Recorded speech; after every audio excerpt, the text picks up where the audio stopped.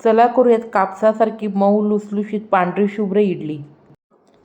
घरातील कोणतीही एक वाटी निश्चित करून 3 वाटी इडली राईस, 1 वाटी उडदाची डाळ, 1 चमचा मेथी दाणे, 1 वाटी जाड पोहे. पोहे सोडून डाळ आणि तांदूळ स्वच्छ धुवून घेऊन आता 6 तास भिजवून घेतलेले आहेत. आता डाळ आणि तांदूळ वाटतानाच पोहे देखील भिजवून घ्यावेत. उडदाची डाळ मिक्सरला बारीक अशी वाटून घ्यावी, परंतु तांदूळ हलकासा रवाळ असा वाटावा.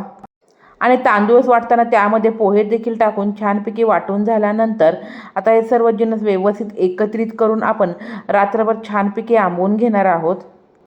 सकाळी पीठ आंबल्यानंतर त्यामध्ये चवीप्रमाणे मीठ घालून इडलीच्या प्लेटला बटर लावून आपण मध्यम गॅसवरती 12 मिनटं छानपैकी इडली वाफवून घेणार आहोत.